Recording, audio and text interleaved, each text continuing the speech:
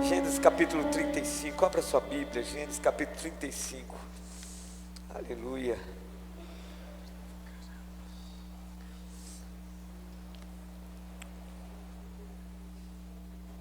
Gênesis capítulo 35, quero ler com você esse texto, amém, aleluia, que bom que você veio. Aleluia.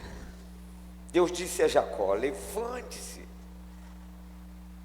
vá para Betel, habite ali, faça ali um altar ao Deus que lhe apareceu quando você fugiu do seu irmão Esaú. Então Jacó disse à sua família e a todos os que estavam com ele: joguem fora os deuses estranhos que há no meio de vocês, purifiquem-se e troquem de roupa. Vamos nos preparar e ir para Betel.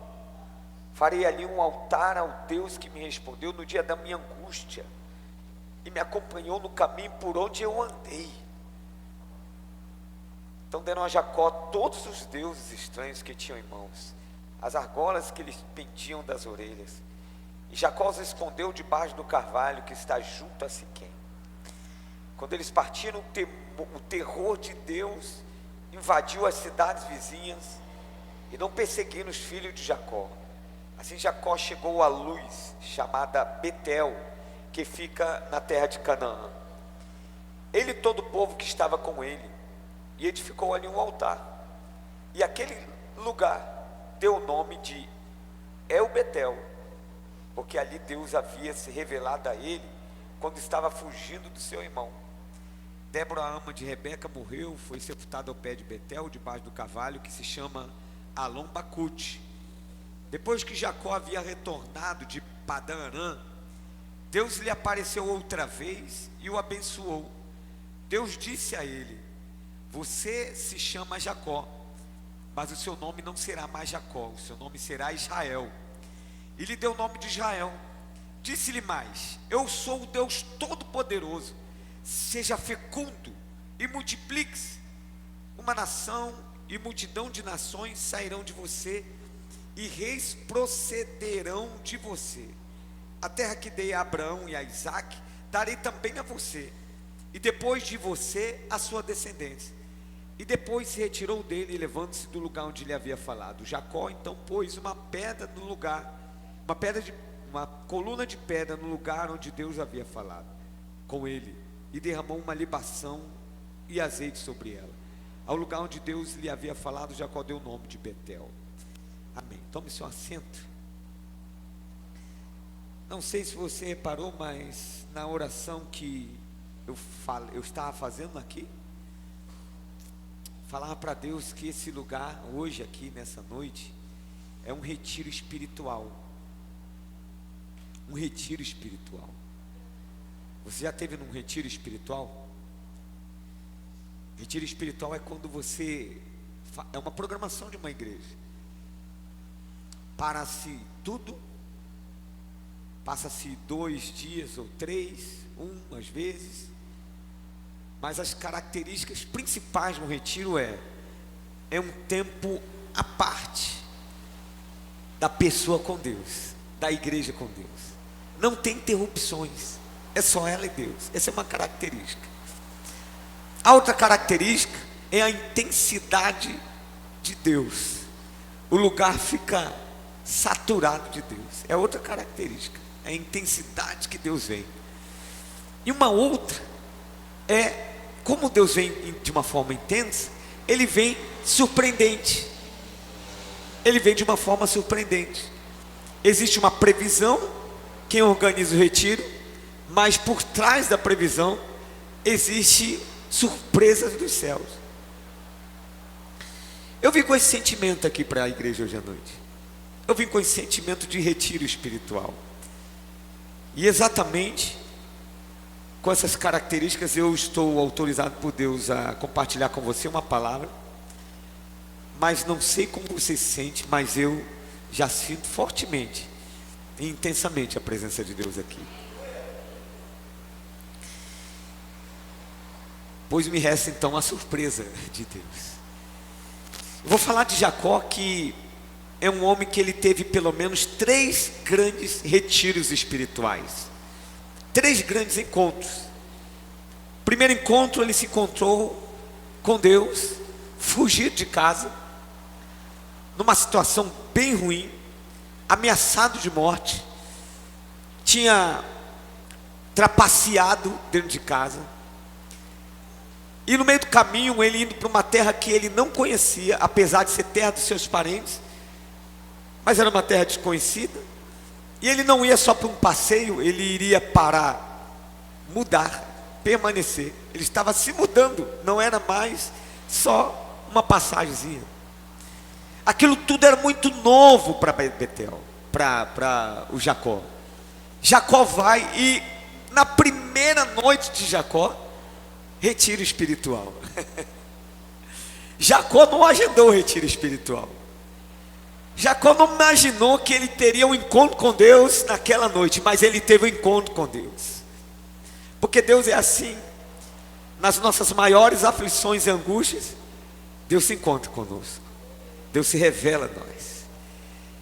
Jacó estava deitado, tinha uma pedra que era um travesseiro, veio um sonho, o sonho era impressionante. Deus, aos céus abertos, uma escada que tocava o céu e anjos descendo, subindo, e vem a voz do Senhor e faz uma promessa a Jacó do que tinha prometido aos seus pais Abraão e Isaque. Jacó não só ouve, mas experimenta a presença. Eu gosto sempre de falar e chamar a sua atenção nisso, que a beleza do encontro com Deus é essa mescla, essa mistura, essa junção da presença e palavra. Quando isso se funde em nós, é explosivo, é maravilhoso, é transformador. Esse foi o primeiro encontro com de Jacó, lá em Betel. Os dias passam, os anos passam, constrói família, nesta casa onde tem muito BO. Eu vou falar BO aí, deu BO. Dava BO toda hora. Lá na casa do Labão. E 20 anos se passam, e Jacó, ele é convidado a se retirar. Por quem? Por Deus. Ele tinha enriquecido, seu rebanho cresceu, filhos, netos. Naquela época era permitido casar com mais de uma esposa, tinha 2. Então estava bem, sendo que por ter enriquecido tanto, havia um conflito com seu tio Labão. Principalmente os pastores do campo conflituavam. Jacó é convidado, sendo que o convite não foi só pelas circunstâncias, foi por Deus. Deus manda ele voltar. E quando Jacó, 20 anos se passaram, Jacó está de retorno para a sua terra, ele lembra de uma pendência, a pendência com o irmão Esaú. Ele estremece com aquela lembrança, uma pendência. E não deixe nunca pendências, porque um dia ela pega você na sua memória. Ele lembrou, pegou uma lembrança e estremeceu. E quando ele começa a voltar, ele para no lugar, Val de Jaboque, um estreito, um lugar de passagem. Naquele lugar ele manda todo mundo que estava com ele avançar, os filhos, as mulheres, os servos, passe todo mundo. Jacó, o que você vai fazer? Vai acampar aqui? Não passe. Antes de eu resolver pendências de relacionamentos, eu preciso resolver uma pendência com Deus. E ali ele tem um encontro com Deus. Peniel, um encontro com Deus. Passou a noite toda lutando com um homem que representava ali uma chamada teofania. Deus se faz presente naquele lugar. E toca na coxa dele. E ele passa a andar mancando. Mas Jacó não sai do Val de Jaboque mancando somente. Ele sai transformado. O nome dele é mudado de Jacó, trapaceador, para Israel, pai de muitas nações. Quando o nome é mudado, sugere mudança de identidade. Pois a primeira grande transformação que Deus faz na vida do ser humano, quando ele se encontra com Ele, é mudança da identidade. Aquela identidade carregada de marcas, de manchas, de traumas, do passado, do pecado. Aquela identidade não serve mais. Tem que ter uma nova identidade. E Deus quem dá essa nova identidade. As pessoas, em algumas etapas da vida, elas querem mudar e dizem assim: chega, acabou, quero mudar para um novo nível de vida. E tentam elaborar planos para que isso aconteça. Muitas vezes acontece, mas não da dimensão daquela que Deus dá. Porque aquela que Deus dá, Ele marca a identidade. Marcou a identidade. Esse foi o segundo encontro de Jacó. Tem a identidade marcada. Jacó tem um segundo retiro espiritual, mas vem um terceiro retiro espiritual. O terceiro retiro espiritual era urgentemente necessário. Jacó, no capítulo 34, tem uma parte da história que manchou de vez a história de Jacó. Se Jacó já tinha uma história ruim, agora quando ele chega numa cidade chamada Siquém, os seus filhos conspiram contra o povo daquele lugar. Não digo que eles tenham razão, mas estupraram a irmã, forçaram a irmã, o príncipe de Siquém, e os irmãos resolveram se vingar. Os irmãos mataram todos os homens,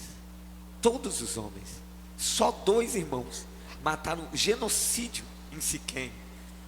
Imagine como está o espírito de Jacó, pesado. Jacó está andando pesado. Jacó está com um cansaço, não é um cansaço físico, não é um cansaço emocional, é um cansaço existencial. Não sente mais aquela leveza que ele teve quando se encontrou em Peniel, quando se encontrou em Betel. Não sente mais, está pesado. Já teve fase da sua vida que você andou pesado, você queria tomar decisões, você queria ser mais rápido, mas a alma está, sabe, parece que tem travas segurando. Jacó está assim. Quando chega no capítulo 35, Deus aparece novamente, porque Deus sempre aparece no tempo em que eu estou vivendo angústias que nos pesam. E Deus apareceu para Jacó, manda ele voltar novamente para Betel. Jacó tinha recebido já essa ordem: volta para sua casa, mas ele para no meio do caminho em Siquém, não vai até Hebron, que é a sua casa. Agora Deus fala: volta para Betel. E o que significava voltar para Betel? E eu quero pregar exatamente porque até agora é só essa introdução, mas o que significa voltar para Betel, e os pontos que eu vou falar, eu acredito que seja a conversa que Deus quer ter comigo, com você nessa noite, que seja o retiro espiritual que eu estou falando, e que eu estou encarando assim. Eu espero que você já tenha entrado nesse clima. E se alguém te perguntar: você foi ao culto ontem? Você vai dizer: não, fui no retiro. Por quê? Puxa, e você nasce sobre o retiro. O que significa voltar para Betel? A primeira coisa, significava para Jacó um recomeço da história dele, porque ele está voltando, aí de repente ele para em Siquém. Ele, no segundo encontro, já era uma oportunidade de recomeçar. E aí ele, sabe, ele se encontra com Esaú, faz as pazes. É um encontro lindo, muito lindo. Mas ele vai avançar para essa cidade, tem uma marca. Então, como já disse, narrei, Simeão e Levi fazem esse genocídio, mancha de vez a história da família toda. Jacó já não tem tanta esperança, já não tem tanta vida. Então ele precisava desse encontro, ele precisava recomeçar a vida. Voltar para Betel representava recomeçar a vida, porque Betel foi o primeiro retiro espiritual de Jacó. Betel traz boas lembranças. Betel foi o lugar onde Deus apareceu falando de provisão. Vou cuidar de você no deserto, por onde você passar. Eu tenho um pacto, eu tenho uma aliança, não vou te deixar só. E é tão bom quando a gente ouve isso do céu. É tão bom quando Deus vem e fala conosco dizendo: eu estou preparando um caminho de bênção, de vitórias, mas enquanto você estiver no deserto, eu estou te sustentando. É bom ouvir isso, porque às vezes a gente sabe que Deus está nos sustentando, a gente vivencia o sustento, mas tem hora que o deserto ele tem mais calor do que o sustento. Fala sério, ou não é? E Betel é aquele oásis, Betel é aquela marca para Jacó. O que Betel significava para Jacó? Uma oportunidade de recomeçar a vida. Jacó, ele chegaram no nível do desespero. O que vou fazer? Meus filhos mataram uma cidade inteira. E foi uma trama terrível. Você vai pensar, como é que 2 homens mataram uma cidade inteira? Eles tramaram. Eles fingiram uma aliança. Falaram assim, ó, se vocês cortaram o prepúcio, fizeram a circuncisão, todos os homens, é hábito nosso. Se vocês fizerem, a gente faz um pacto e a gente é um povo só. Aí todos os homens, uau, então vamos fazer. Queremos a sua irmã, então vamos fazer. Quando fizeram, quando estavam em convalescência médica, quando estavam se recuperando, eles aproveitaram aquele momento e mataram todos os homens. Imagine que tragédia. Agora tem uma palavra de esperança, porque voltar para Betel também significa isso. Vou recomeçar a vida. Se eu vou recomeçar a vida, tem esperança. A certeza se reacende, porque tem hora que as certezas que temos da vida, elas vão saindo, elas vão ficando no meio do caminho. As batalhas vão ficando intensas e a gente vai diminuindo, minando a nossa fé, e a gente não tem tantas certezas assim. Agora ele está ganhando novamente essa certeza, ele está se recuperando. Agora tem uma outra questão, um outro ponto. O que significa para Jacó voltar a Betel? Reviver as suas raízes espirituais. O primeiro encontro, o primeiro retiro foi lá. Mais de 20 anos, 30 anos se passaram. Ele está agora voltando para reviver raízes, coisas que ele viveu lá atrás.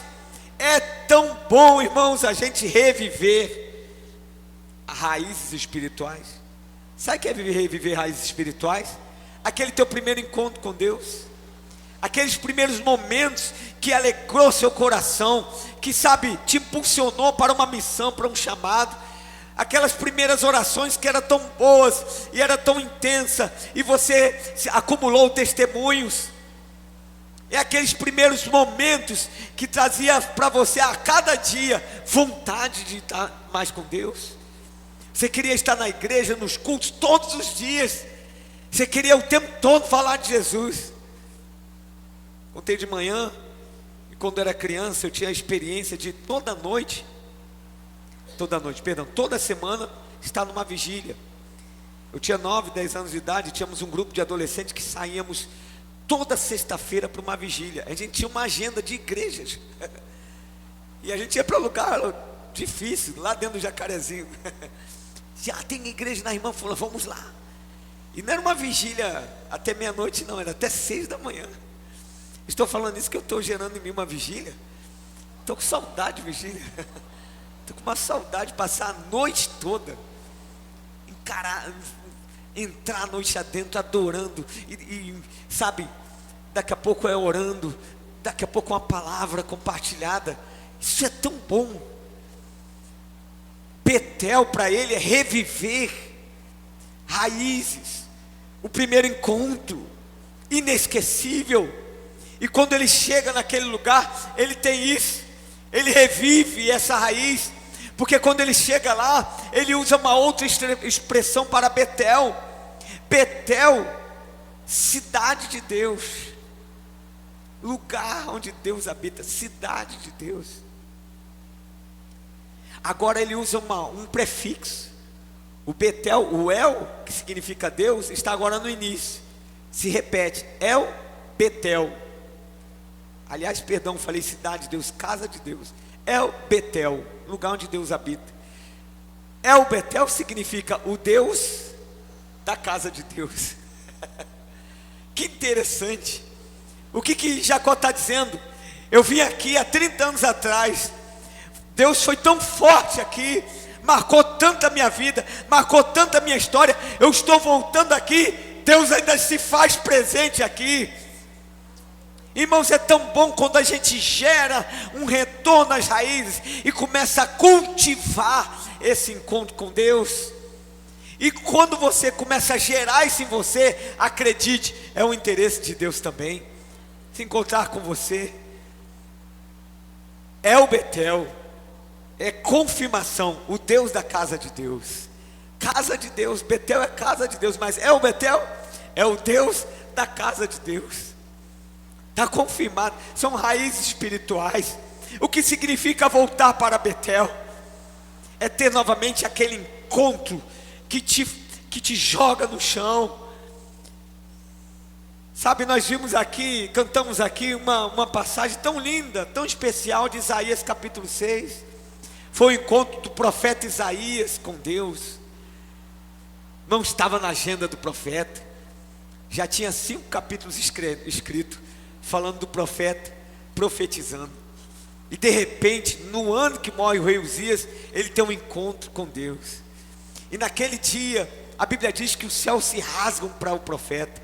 E ele vislumbra, ele contempla a glória de Deus, os anjos de Deus, anjos subindo, anjos descendo, um mover terrível, a glória de Deus. É tão bom quando a gente percebe a glória de Deus. Mas eu quero pegar esse texto como modelo, porque quando Isaías vê a glória de Deus, ele não está empolgado, ele está quebrantado, contrito, constrangido. Tomara que todo ser humano que diga assim, que culto glorioso, volte dizendo assim, eu não quero ser mais o mesmo. Que Deus toque alguma área que esteja impura. O Isaías era o lábio. Ai de mim, porque eu sou um homem de lábios impuros e habito no meio de uma geração de impuros lábios também. Ai de mim, é um brado de desespero, porque viu santidade de Deus. Todo ser humano, todo cristão precisa ter experiência como essa, de ver a santidade de Deus, e a santidade de Deus operar em nós um temor a Deus, porque vivemos dias difíceis, dias de tentação, dias em que o pecado rodeia, dias que o diabo manipula o mundo, o sistema contra mim, contra você. E se nós não gerarmos dentro de nós esse temor, essa vontade, esse desejo por Deus, podemos ceder, podemos cair. O profeta Isaías dá esse brado, logo em seguida ele dá um outro brado, porque o anjo do Senhor veio e tocou com uma tenaz e curou. Que eu e você estejamos assim, vez por outra, buscando um quebrantamento genuíno, um quebrantamento verdadeiro. Quando for verdadeiro, genuíno, acredite, sempre terá uma resposta do céu para a sua vida, sempre terá um toque, sempre terá uma purificação, sempre terá. E você já sabe de onde vem, você sabe qual é a fonte: o sangue de Jesus. A palavra de Deus diz: o sangue de Jesus nos purifica de todo pecado. Se andarmos na luz como Ele está na luz, teremos comunhão uns com os outros, e o sangue de Jesus nos purifica. O sangue de Jesus purifica. O que significava Betel para Jacó? Reviver raízes espirituais. É você desejar muito, novamente, viver uma vida mais plena com Deus. Experiências que se acumulam dia após dia. Quando você acaba uma, no dia seguinte já está sendo reabastecido novamente. Que glória é essa, irmãos? É tão bom isso. O que significava Betel para Jacó? Significava alcançar novos níveis espirituais. Em Betel, na primeira vez, Deus manifesta o cuidado dele para Jacó. Esse foi o primeiro encontro. No segundo encontro, em Peniel, Deus cura Jacó. Se no primeiro encontro ele cuida de Jacó, agora no segundo encontro Deus cura Jacó. Um e o outro estarei sempre necessitado, ou do cuidado de Deus, ou Deus me curando. E você também. E se esta noite você tem alguma dessas duas necessidades, ou as duas, Ele estará aqui, é retiro espiritual, e Deus estará aqui trazendo cuidado ou cura para a sua vida. E o terceiro encontro, pastor, em El-Betel. Em Betel, no primeiro encontro, Jacó precisava do cuidado de Deus, e Deus dá cuidado para Jacó. No segundo encontro em Peniel, Jacó precisava de transformação, precisava de cura, e Deus cura a alma de Jacó. No terceiro encontro, Jacó precisava só de Deus. O que ele ganha nesse terceiro encontro? Só da presença de Deus. Você está entendendo isso? Tem hora que você vai precisar do cuidado de Deus, tem hora que você vai precisar da cura de Deus, mas vai ter muitas vezes que você vai precisar só de desfrutar da presença de Deus. Você não vai querer nada em troca, você não vai querer nem pedir, só desfrutar dessa presença. Que coisa gloriosa! Te eleva o espírito, te posiciona na vida, abre seus olhos, você se empolga, você se anima, você avança como estava avançando. Ei, hoje, essa noite, é a noite da presença de Deus. Vi sobre a minha vida, sobre a sua vida, e somente isso. Talvez alguém aqui vai falar: pastor, eu preciso de cura. Ele tem. Talvez alguém aqui vai falar: eu preciso de cuidado, de provisão. Ele tem. Mas eu tenho certeza que todos nós vamos dizer aqui: eu quero a presença dele, eu quero ele, eu quero ele, eu quero Deus. Aleluia. Eu quero Deus. O que significava Betel é alcançar novos níveis espirituais. Eu disse que essa noite é uma noite de retiro espiritual, porque Deus quer elevar o teu nível espiritual. Chega de criar conclusões somente nas leituras terrenas. Chega, às vezes você está confuso de tanta, sabe, onde eu vou, o que eu vou fazer? Eleve seus olhos para os montes. De onde virá o seu socorro? Vem do Senhor. Olhe para os montes, mas olhe para o Deus dos montes. Quando a gente tem esse encontro com Deus, só com Deus, o Deus da casa de Deus. Que linda expressão de Jacó. O Deus da casa de Deus. Esse encontro, ele é transformador. Esse encontro renova tudo. Esse encontro põe a alma em ordem. Esse encontro cura memórias, é curador também. Esse encontro te promove, e esta noite Deus quer nos promover a outro nível, a outra extensão, a fazer outras leituras. Quem sabe sua perspectiva de vida é sempre, a leitura da vida é sempre dessa forma: eu preciso de uma resposta, eu preciso de uma provisão. Eu também faço isso, mas Deus quer que você eleve esse nível, dizer assim: eu quero Deus. O que você quer hoje? Você vai para o culto por quê? Porque eu quero Deus, eu quero desfrutar da presença dEle, eu quero cultuar, eu quero adorar, eu quero sentir, eu quero amá-lo, eu quero sentir esse amor. Não tem coisa melhor do que sentir-se amado pelo Senhor. É tão bom sentir esse amor, é tão bom sentir esse cuidado, sim, mas o amor de Deus, Deus sorrindo para a gente, Deus querendo ficar do seu lado, Deus estando ao seu... É tão bom isso, irmãos. Quantos querem viver isso? Eu quero viver. Essa mensagem é bem curtinha para mim e para você. É um convite para a gente reviver raízes espirituais. É um convite para a gente subir de nível espiritual. É um convite para a gente dizer assim: casa de Deus. O Deus da casa de Deus está na casa dele. Maldita é a casa que tem só o nome, casa de Deus, mas o Deus não está. Você tem que ir no lugar e falar assim: o Deus está lá. Ele está presente. Sim, Ele está presente na sua vida, mas Ele se reúne com os santos, Ele se reúne com a igreja. A Bíblia diz, eu menciono vez por outra esse texto, lá em Efésios capítulo 5: eis que vos digo o mistério, Cristo é a igreja. Cristo e a igreja, esta mistura é um mistério. Eu tenho um mistério aqui para você. Aliás, corrigindo, Deus tem um mistério para você.